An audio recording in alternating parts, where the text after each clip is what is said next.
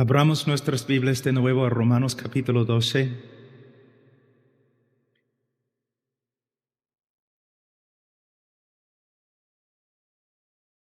Romanos capítulo 12, versículo 1.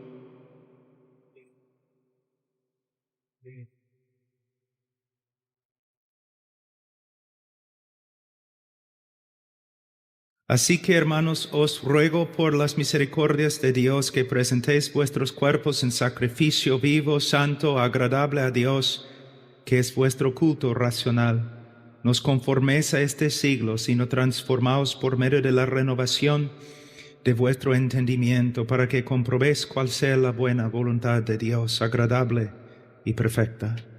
Versículo 2. No os conforméis a este siglo.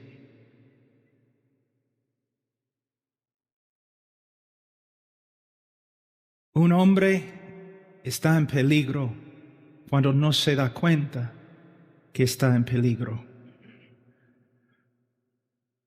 Muchas veces en nuestra cultura, aún los cristianos caminan como en una amistad con el mundo y no se dan cuenta cuán peligroso es el mundo. Muchos pastores, muchos padres también tienen una relación demasiado amistosa con el mundo y no se dan cuenta que el mundo y todas sus ideas, sus herejías, son peligrosísimas.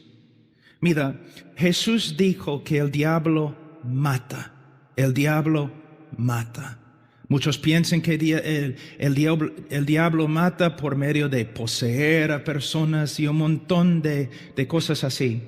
Pero no es cierto. El diablo mata por medio de la mentira, por medio de la herejía, por medio de la falsa doctrina, por medio de la tentación. Para ser hombres de Dios y para proteger a las personas que el Señor nos ha dado, nosotros tenemos que aprender a reconocer cuál es falso, cuál es verdadero. Doctrina buena, doctrina falsa, la verdad, la mentira. Pero un hombre que no tome en serio el peligro que hay en el mundo es un peligro también a su iglesia y su familia. ¿Y cómo podemos crecer en nuestra capacidad de no solamente discernir lo malo que hay en el mundo, sino también ver que es de verdad peligroso? Solo por medio de separarnos del mundo, separarnos del pecado, separarnos de las influencias que el diablo usa y renovar nuestras mentes en la palabra de Dios. Hay un principio que encontramos en las Escrituras, que si la raíz es santa, también las ramas santas. Si la raíz no es santa, entonces las ramas también no van a ser santas. Podemos decir eso con respecto a la iglesia. Si tenemos un pastor que está andando en el mundo, que está siendo poco a poco más conforme al mundo, él va a ser un peligro en la iglesia. Si tenemos un padre, y muchos de ustedes son padres, que camina en una relación amistosa con el mundo, eso también va a hacer daño a su esposa y a sus hijos. Nosotros tenemos que darnos cuenta que en el día de juicio no solamente soy responsable por mí mismo, sino también soy responsable por las personas que el Señor me ha dado. Más autoridad que tengo, más responsabilidad que tengo. Muchas veces los pastores quieren hablar de su autoridad espiritual, pero no se dan cuenta en el día de juicio van a tener que dar cuentas al Señor por la autoridad que tienen y cómo han usado su autoridad. También los hombres, ¿no? En sus familias, mujer, debes someterte a mí porque yo soy la cabeza, yo soy la autoridad. no creo que vas a estar hablando así en el día de juicio. Porque con mucha autoridad viene mucha responsabilidad. Si el pastor está andando en el mundo, la congregación también. Si el padre, el esposo está andando en el mundo, la familia también va a sufrir. Entonces, John Wesley una vez dijo que le gustaría tener hombres que solamente temían a Dios y al pecado. ¿Tienes miedo del pecado? ¿Tienes miedo del mundo? ¿Reconoces el poder del pecado? ¿Reconoces el poder de un programa en la televisión por el cual se enseña herejía? ¿Reconoces el poder de un dibujo animado que en vez de comunicar verdades bíblicas está enseñando cosas mundanas? Hermanos, no debemos ser legalistas. No debemos tener miedo de cada sombra, pero hermanos, debemos tener discernimiento, bastante discernimiento. ¿Por qué? Si el diablo pasa por la puerta ahora y entra anunciando que él ha llegado y él es el diablo, todos nosotros vamos a reconocerlo y vamos a estar en contra de él, vamos a evitarlo. Pero él no entra así. Él no entra así. Él entra como una luz. Es lo mismo en la familia, es lo mismo en la iglesia. Para discernir la voz del mundo, nosotros no necesitamos estudiar el mundo. Pero para discernir la voz del mundo solamente necesitamos estudiar la verdad. Renovar nuestras mentes en la verdad y vamos a empezar a reconocer cuando la mentira entra. Cuando la mentira está influenciando nuestra familia o nuestra iglesia. Entonces, empieza acá, no os conforméis a este siglo, no solamente para tu propio bienestar, hombre, sino para el bienestar de tu familia, de tu esposa, de tus hijos. También, si eres pastor, para el bienestar de tu iglesia. Y no solamente los pastores, cualquier hombre en la iglesia va a tener una influencia. Y si tú eres un hombre mundano, tú vas a tener influencia no para el bienestar de la congregación, sino para su destrucción. Entonces dice, no os conforméis a este siglo. ¿Pero qué debemos hacer? Sino transformaos por medio de la renovación de vuestro entendimiento. En este texto no dice la renovación de nuestra mente por medio de la palabra de Dios.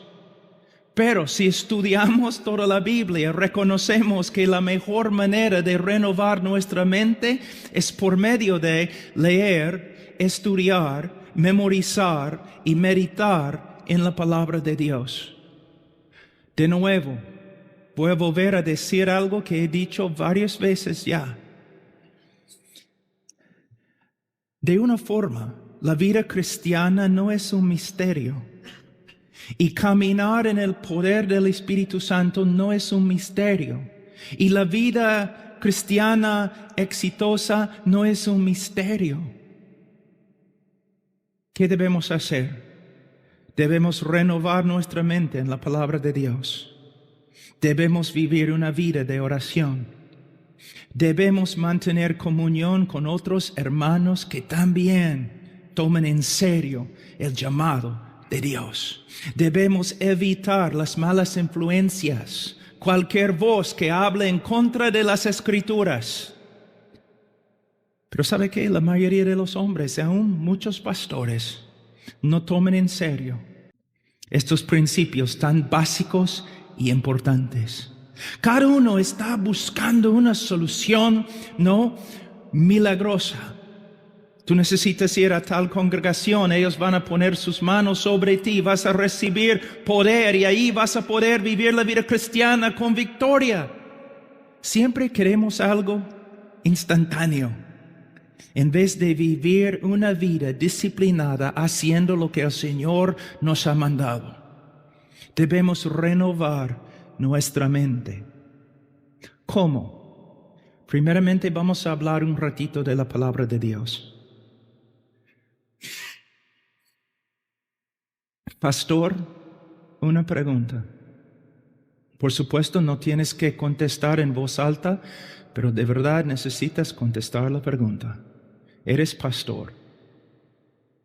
Si vas a seguir en los pasos de los apóstoles, tú vas a reconocer que tu ministerio principal es la palabra de Dios y oración. Pastor, ¿cuánto tiempo estás renovando tu mente en la palabra de Dios? ¿Cuánto tiempo? Si tú dices, ay, pero estoy tan ocupado, ¿no es cierto que hay algunos acá que sí, quizás estudian la Biblia menos que media hora? Que tienen pequeñas devocionales leyendo quizás un libro escrito por otro hombre? Pastor, tu trabajo principal es saber lo que Dios ha dicho por medio de su palabra. Ahora tú dices, pero yo no soy pastor, yo soy padre de familia. ¿Has leído Deuteronomio capítulo 6? ¿Y tu responsabilidad en cuanto a la palabra de Dios y la enseñanza de ella? Tú dices, pero es un principio del Antiguo Testamento. Está bien, has leído Efesios 6. Porque la enseñanza de tus hijos no es la responsabilidad de tu esposa. Tampoco es la responsabilidad de la iglesia. Es la responsabilidad de cada padre de familia. Pero para enseñar a tus hijos, tú tienes que saber lo que la palabra de Dios dice. Ahora, un ratito solamente para ver una ilustración de un hombre que tome en serio la palabra de Dios. Vamos a Salmos, capítulo 1.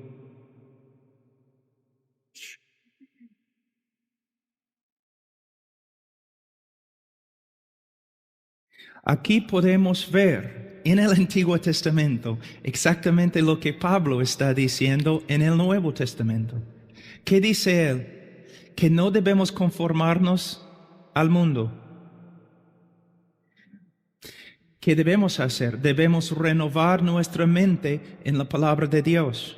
¿Qué tenemos aquí? Versículo 1 de capítulo 1 de Salmos.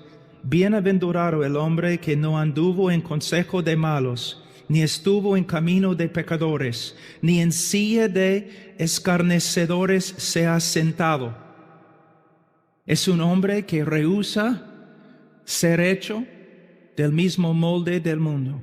Es un hombre que ha tomado una decisión, que no solamente no va a participar en las obras oscuras de este mundo, sino él va a alejarse totalmente de sus consejos, de su influencia.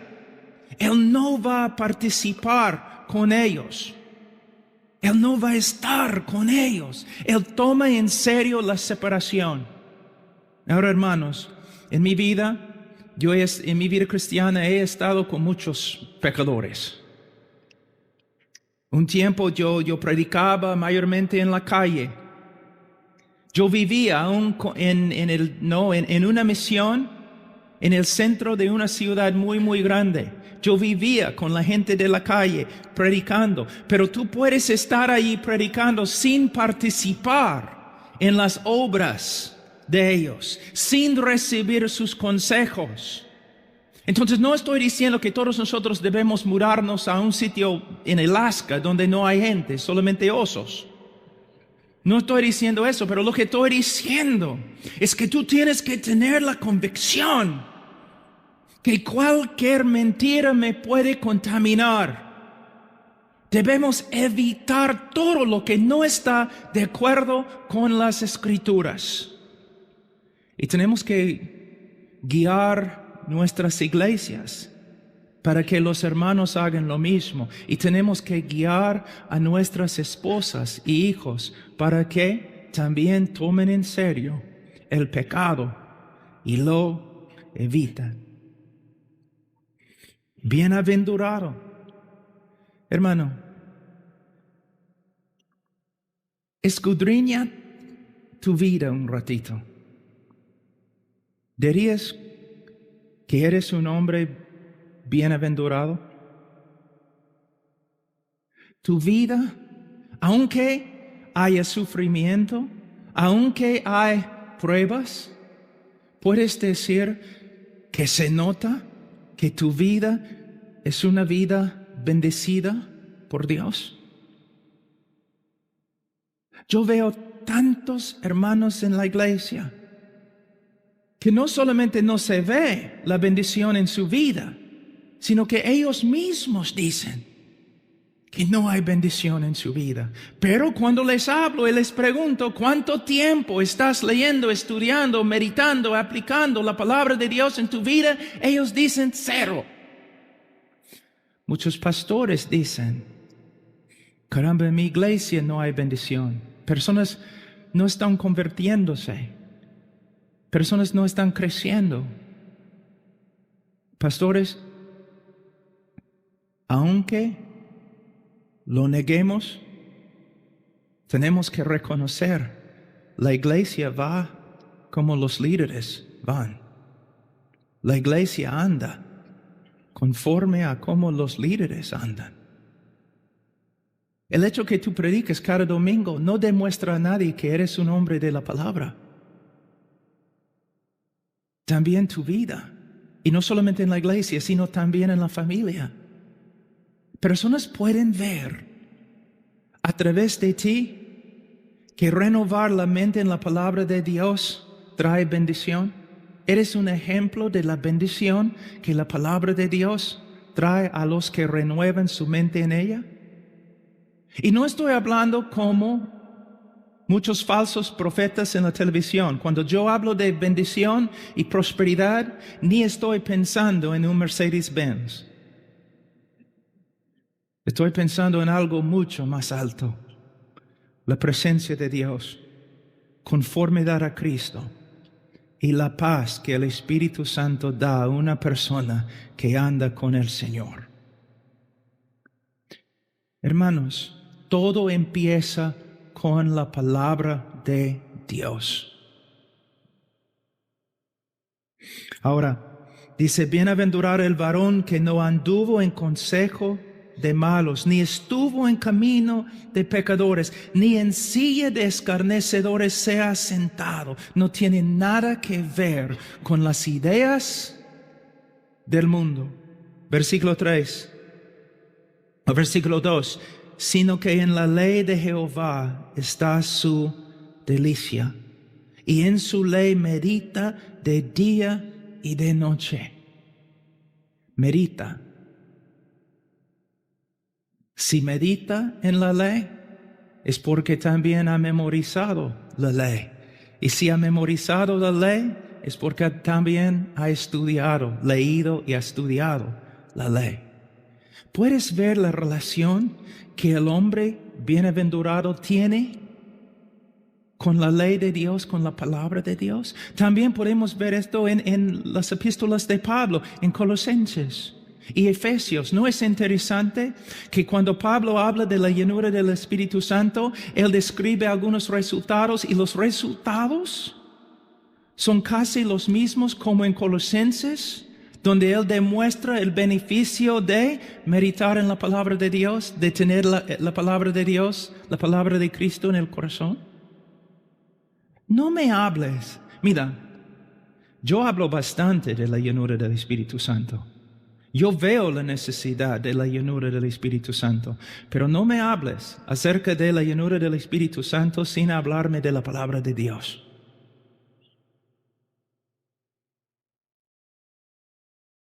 Porque muchas personas que hablan en el día de hoy dicen que tienen la llenura del Espíritu Santo, no, ellos tienen un fuego falso. Muchos, porque su llenura no tiene nada que ver con la palabra que el Espíritu inspiró. Y si menosprecias la palabra, menosprecias al Espíritu Santo que escribió la palabra.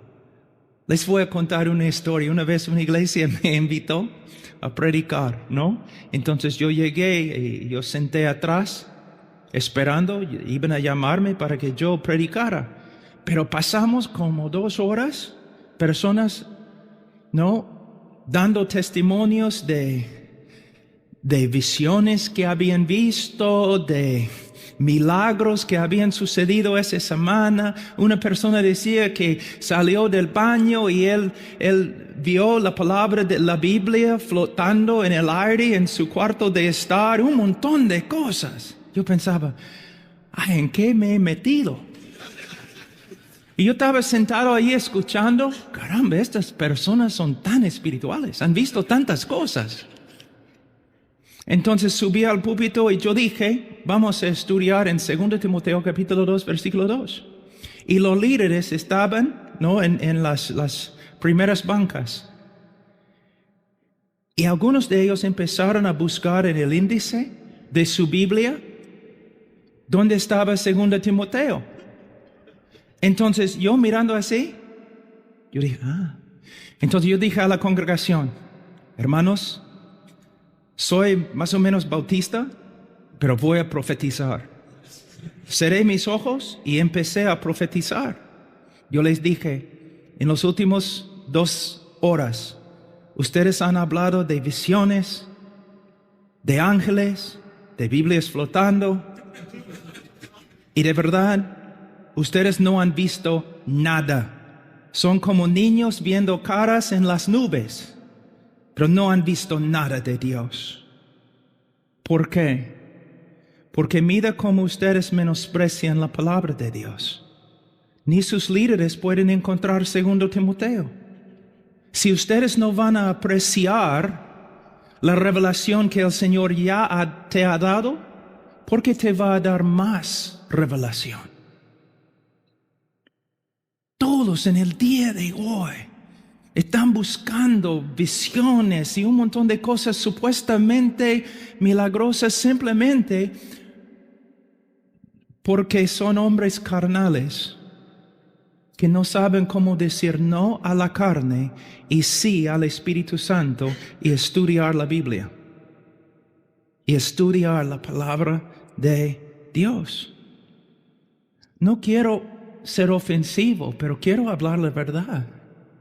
Y por medio de estas revelaciones, personas no están andando en santidad, están andando en carnalidad.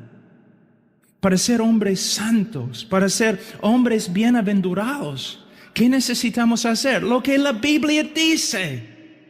¿Y qué dice? Sino que, versículo 2, sino que en la ley de Jehová está su delicia, y en su ley medita de día y de noche. De día y de noche en hebreo significa de día y de noche. ¿Qué significa cuando hay luz y cuando no hay luz? ¿Qué significa en el día y en la noche? Solamente para que sepan, para que no se confundan. ¿Qué significa siempre? Siempre. Siempre.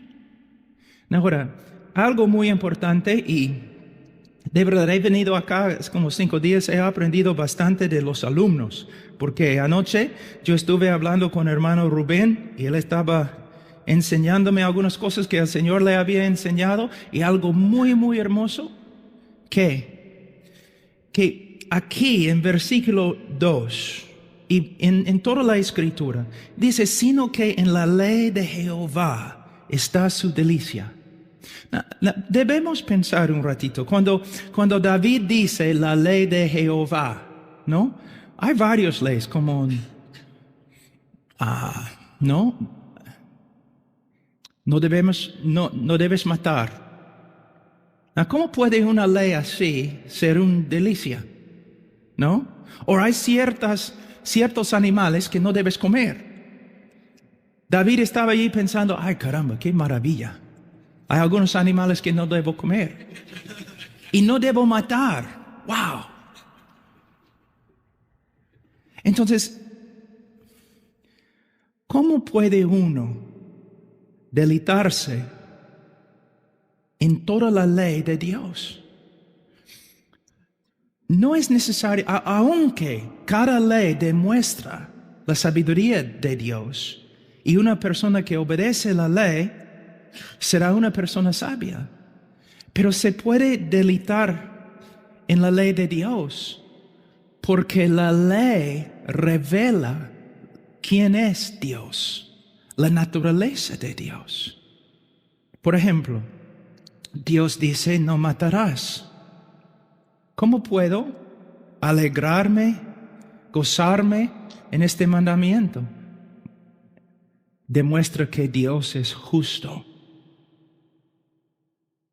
Un Dios totalmente confiable. Un Dios que nunca me va a traicionar. Entonces, cada ley, cada cosa que encontramos en las Escrituras es una revelación de quién es Dios. Ustedes recuerden lo que Jesús dijo a los fariseos. Ustedes siempre están escudriñando las Escrituras, pensando que simplemente en las Escrituras, en los principios y las leyes y todos, ustedes van a tener vida. Pero estas leyes, estas Escrituras testifican de mí. El propósito de todo lo que se encuentra en la Biblia es para llevarnos a Dios y revelarnos a Dios. Ese es el propósito. Ahora, el Evangelio de la prosperidad que se predica tanto en los Estados Unidos en el día de hoy, y también ahora ha sido exportado a todo el mundo, contaminando a todo el mundo. Yo odio el Evangelio de la prosperidad. Y esos predicadores que predican la prosperidad, estoy en contra de ellos totalmente. Porque mira, ellos y sus seguidores no están escudriñando las Escrituras para ver la gloria de Dios en la cara de Cristo. Están escudriñando las Escrituras para encontrar principios para mejorar sus vidas. Y están demostrando que en su corazón no desean a Dios. Desean las cosas de este mundo. Hablan más de carros y casas y sanidad.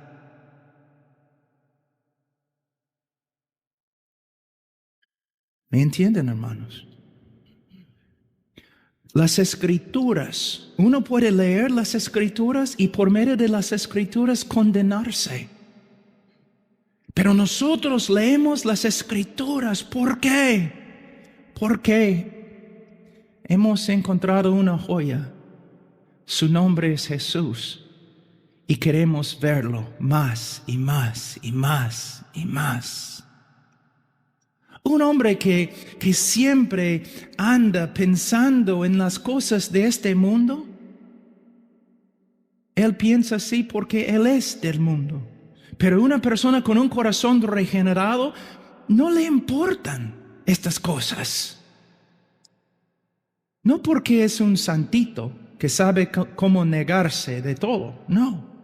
Es porque él ha visto un tesoro mucho más grande, la persona de Jesucristo. Antes, y todavía yo sé que en estos grupos hay personas que todavía están allí, que quizás de verdad son cristianos, pero en tiempo ellos van a salir. El Señor va a obrar en sus vidas y Él va a sacarlos de estas iglesias donde predican la prosperidad y todo eso. Pero antes yo tenía tanta pena por las personas que estaban siguiendo estos falsos profetas. Pero un día me di cuenta, estas personas siguen a estos falsos profetas porque tienen el mismo corazón.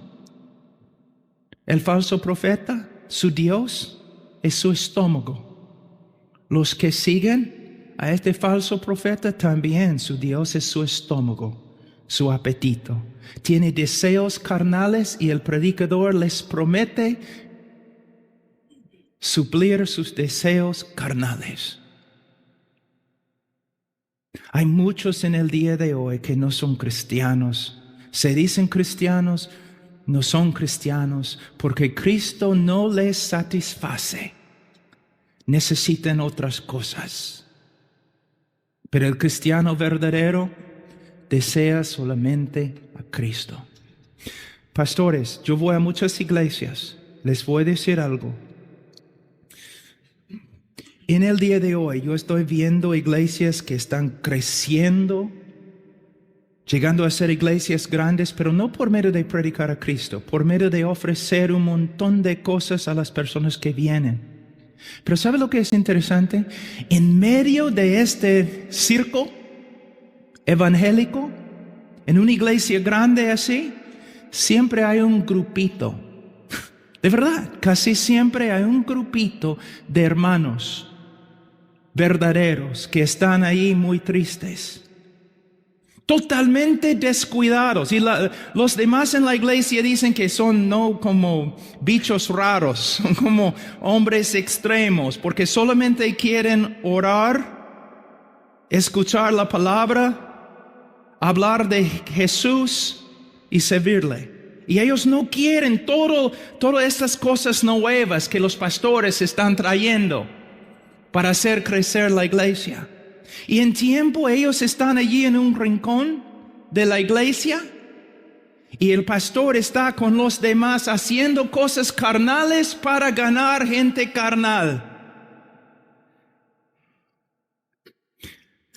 El pastor ha abandonado el rebaño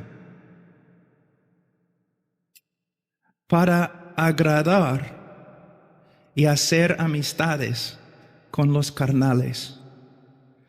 La iglesia, este grupito pequeño que solo quiere Jesús, sufre y está muriendo de hambre porque el pastor está preocupado por su visión y su iglesia grande. ¿Me entienden, hermanos? Les voy a dar un ejemplo. Vamos a decir que mi esposa está yendo a... ¿Ustedes tienen Walmart acá? La playa de estacionamiento de Walmart. Como las 10 en la noche, porque se olvidó de algo y tenía que volver y comprar en la noche.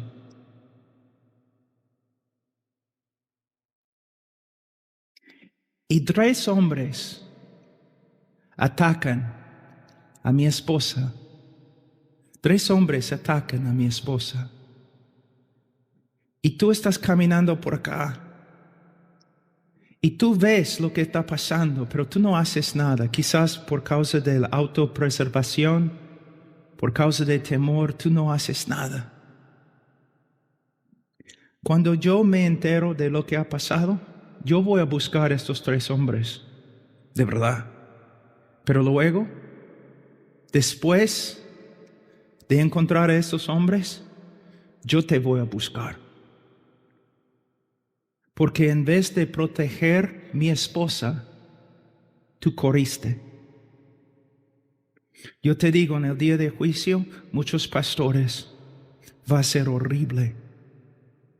Porque en vez de defender la esposa de Cristo, ellos corrían.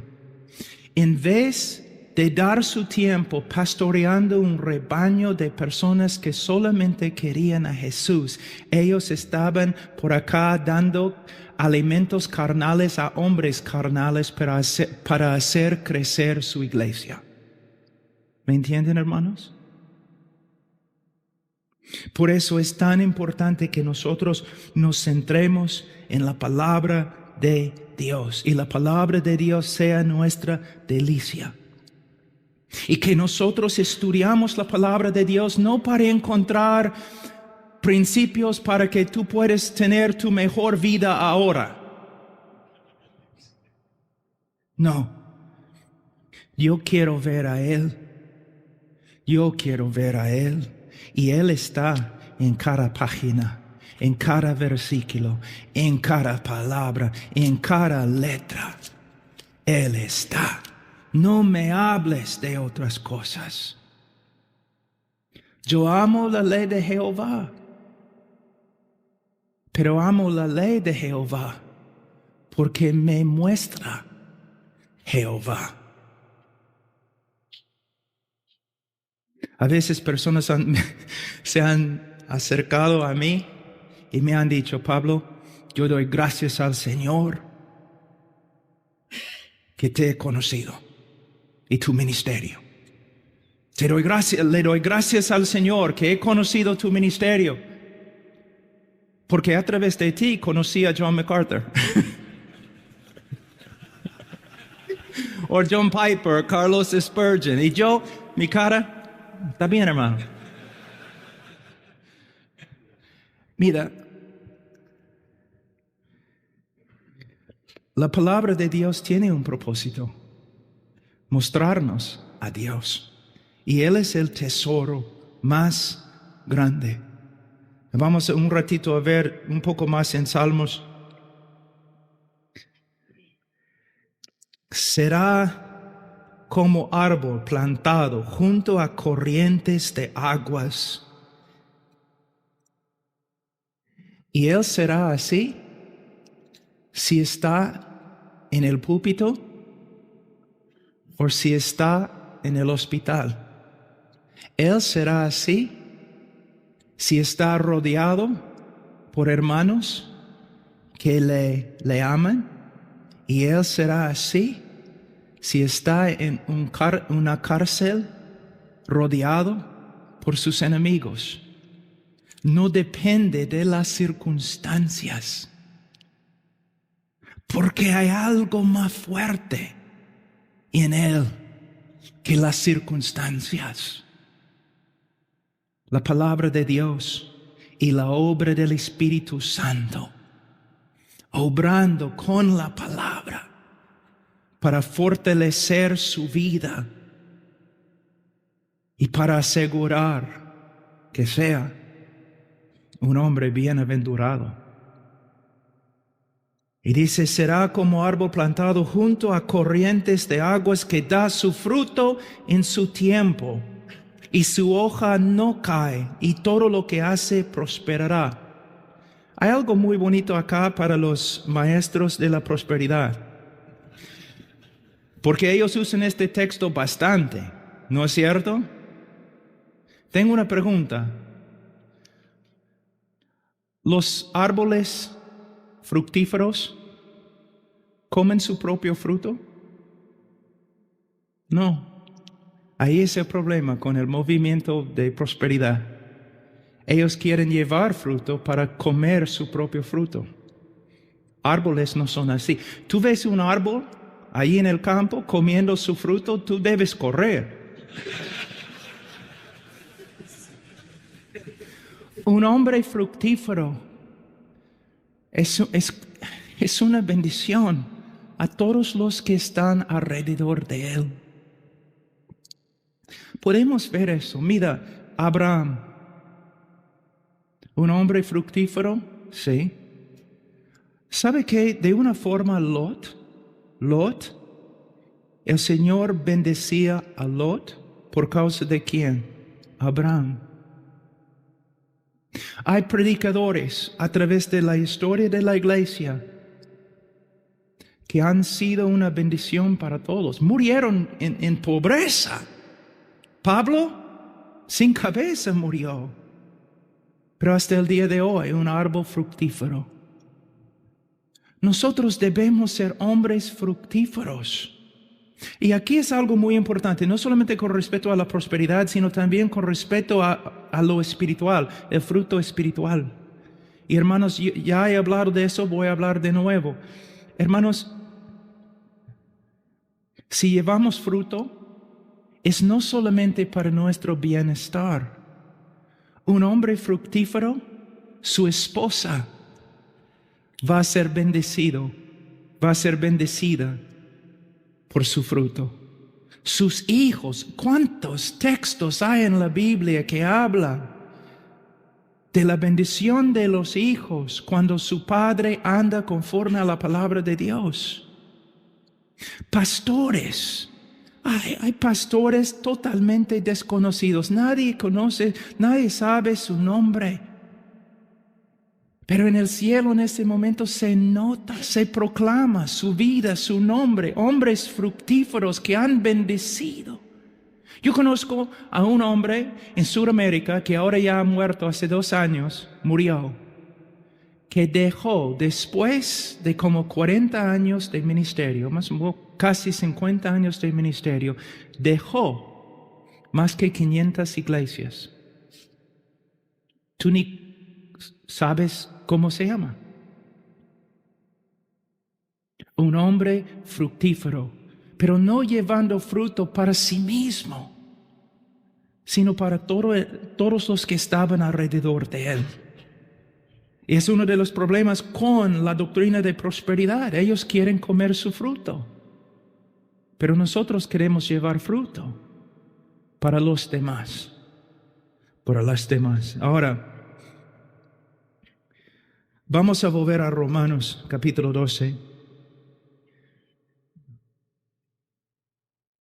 No os conforméis a este siglo, sino transformaos por medio de la renovación de vuestro entendimiento. La palabra transformar es muy importante. De esta palabra en griego nosotros derivamos la palabra metamorfosis. Mira, en versículo 2, no os conforméis a este siglo. El mundo está tratando de formar nuestras vidas. Es algo mecánico, poniendo algo sobre nosotros para que nos conformemos al molde. Es algo mecánico. La vida cristiana no es algo mecánico, porque el cristiano es un organismo. El cristiano y el cristianismo es algo que vive. Y nosotros nos transformamos no por medio de tratar de disciplinarnos en la carne. Nosotros somos transformados orgánicamente por la vida de Jesús. Por el Jesús que vive dentro de nosotros. No tengo tiempo, pero Juan capítulo 15. Él es la vid. Mira, a veces yo creo que nosotros pensamos que somos baterías. ¿Cómo? Bueno, si tu batería no tiene energía, ¿qué haces? Tú puedes enchufar un cable, ¿no? Y cargar la batería. Y cuando la batería está muy cargada, ¿qué haces? Desenchufes la batería y andas con tu poder, ¿no? La vida cristiana no es así.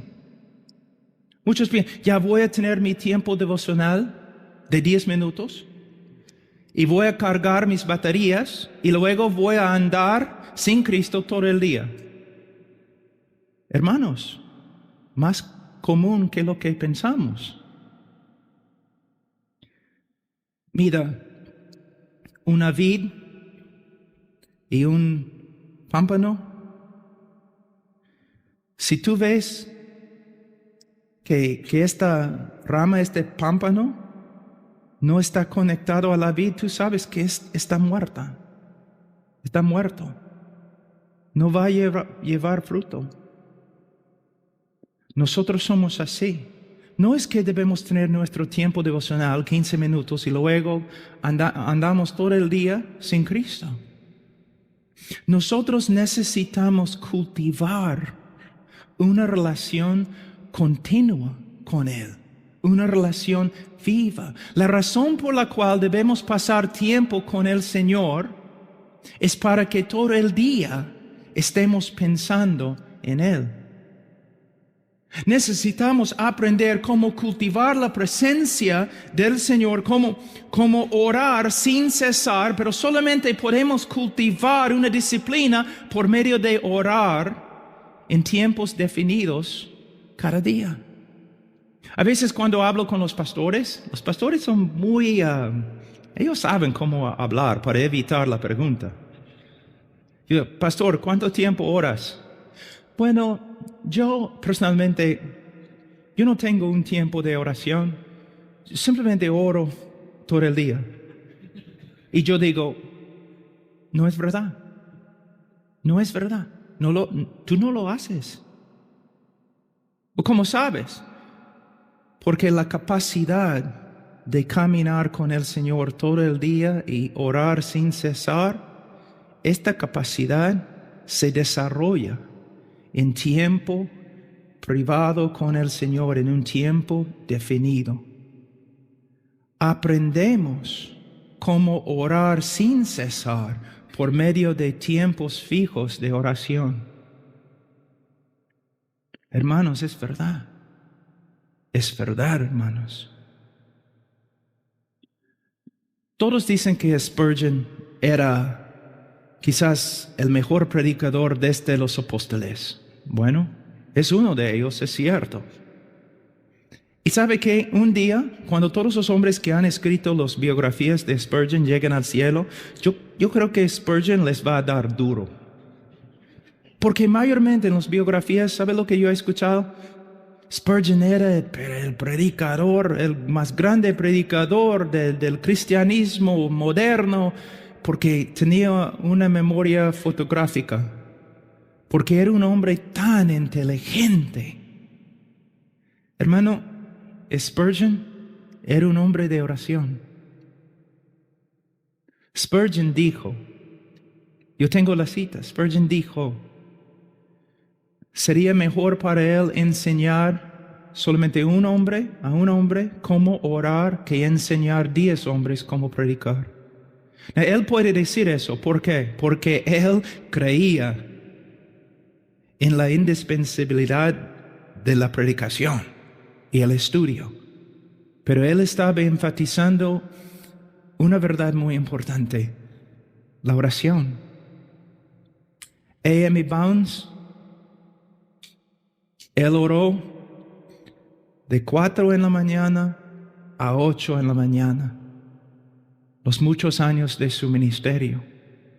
Jorge Müller, el apóstol Pablo, o si queremos, podemos ir al libro de Lucas y podemos ver la vida de oración de nuestro Señor Jesucristo. Muchos dicen que si pudieran escoger un momento en la vida de Jesús para ver, ¿no? Ellos dicen, yo escogería ver a Jesús predicando el sermón del monte o sanando a los enfermos. Si yo pudiera estar presente para ver algo en la vida de Jesús, me gustaría estar con Él cuando estaba orando. Wow. ¿Sabe que no es interesante que ningún discípulo llegó a Jesús preguntando, enséñame a predicar? Ninguno dijo, enséñame a echar fuera demonios. Ninguno dijo, enséñame cómo caminar sobre el agua. Ninguno dijo, enséñame cómo resucitar a los muertos. Pero los discípulos se acercaron a él y le pidieron, enséñanos a orar. Pastor, tengo una pregunta.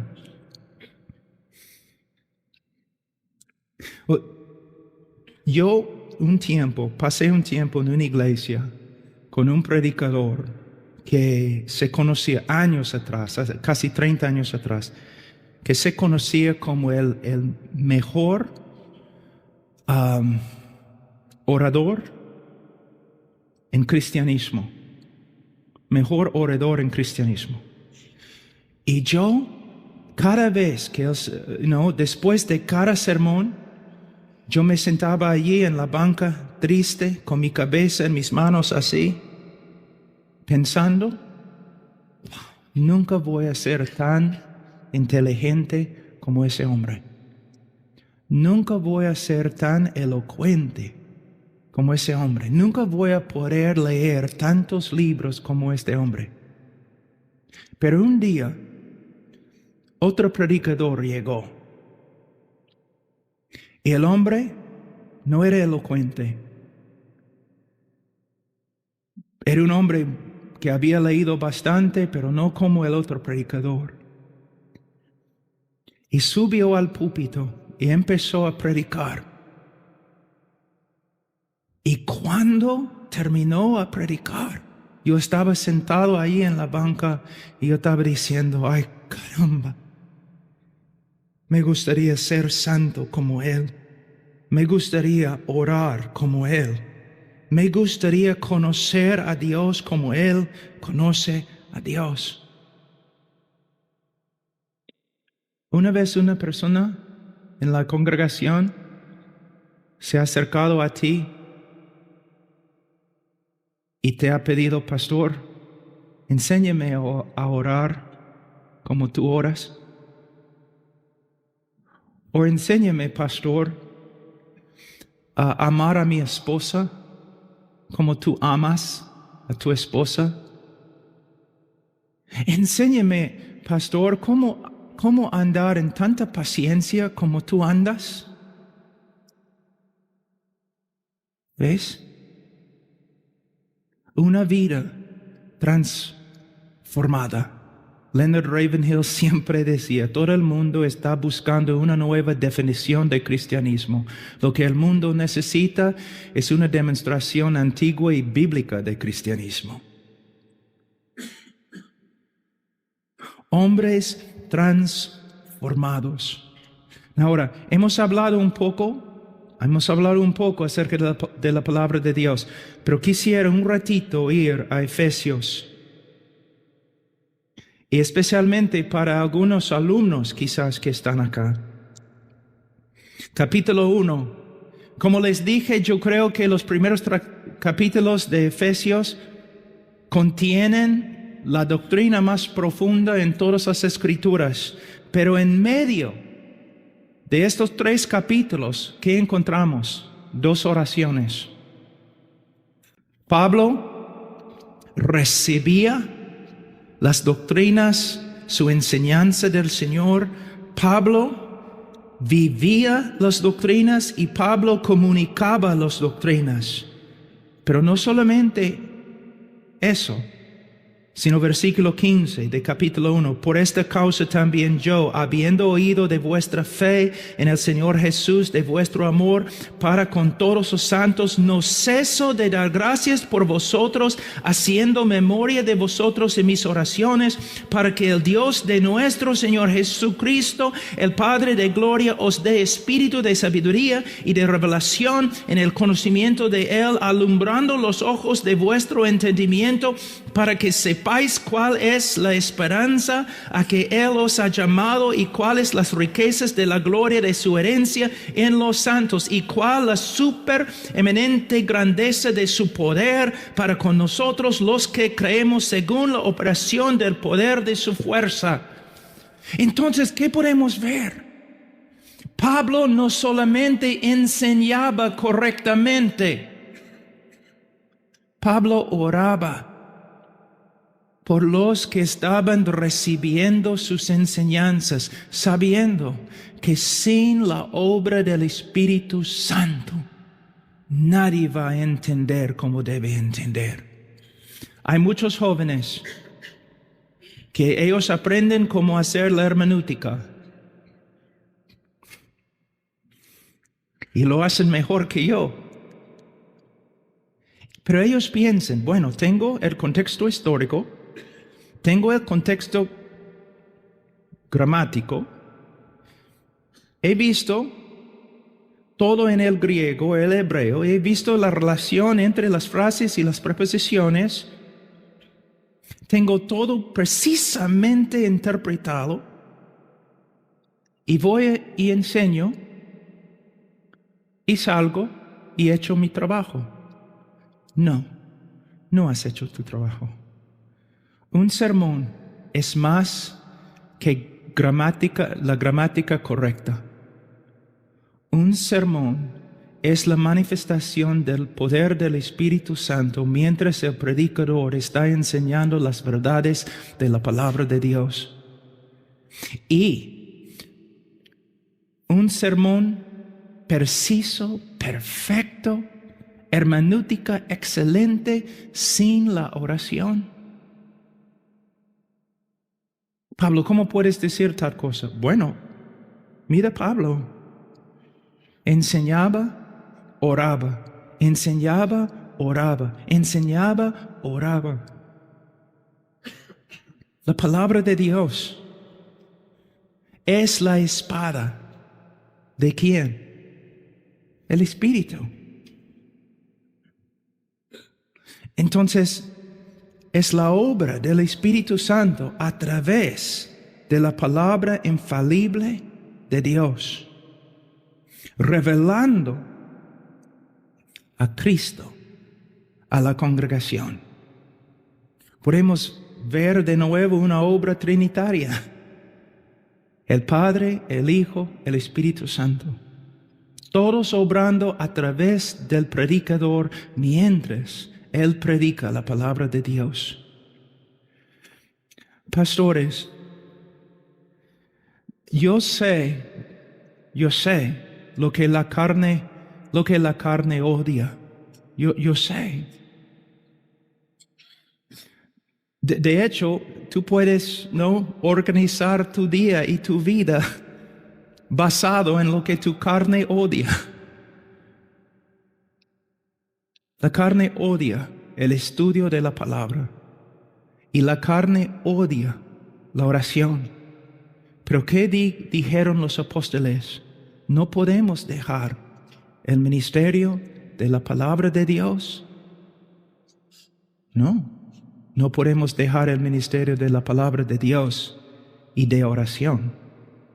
Intercesión. Y un hombre que tiene el don de predicar y sabe hacer la hermenéutica perfectamente, pero no ora, también está en peligro de llegar a ser un hombre muy orgulloso.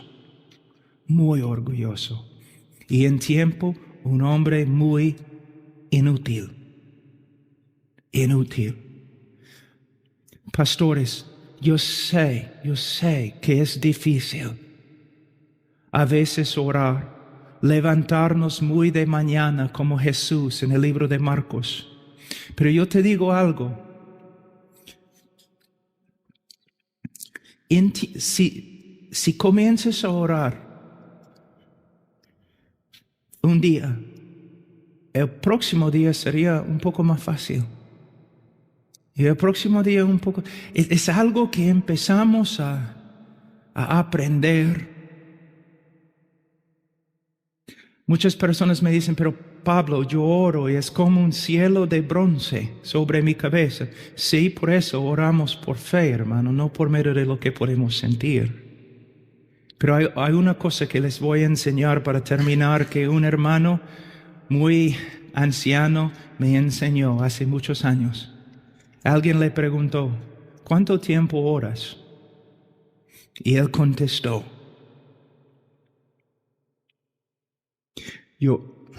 Señor, ayúdame a traducir esto en español. Yo oro hasta que pueda orar. Y luego oro hasta que he orado. La oración es una lucha. A veces nos ponemos de rodillas y es difícil. Pero seguimos con tenacidad.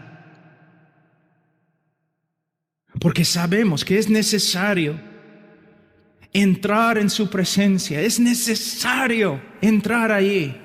Es necesario luchar, pelear, hasta que sepamos que de verdad estamos orando y que Él de verdad está escuchando. Hombres de oración. Y en la oración y por medio de la oración, Dios puede llegar a ser tan real. Mi vida cristiana se basa en el hecho que Dios ha dicho, Cristo ha dicho, yo estoy contigo, nunca te voy a dejar.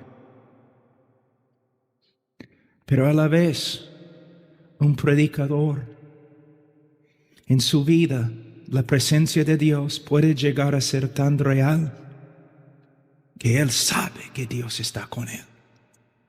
No solamente por causa de la promesa, sino porque Dios ha llegado a ser una realidad constante en su vida. Este libro es la palabra de Dios y toda nuestra vida debe basarse en ella. Pero la vida cristiana es más que un libro.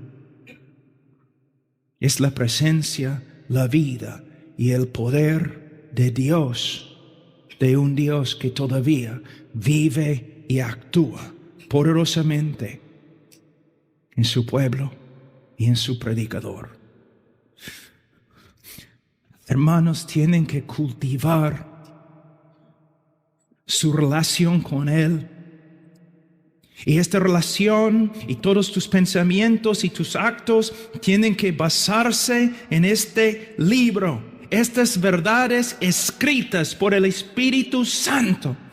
Pero a la vez, ustedes tienen que pasar tiempo de rodillas ante Él hasta que su realidad llegue a ser la realidad más grande en tu vida. Dios les bendiga.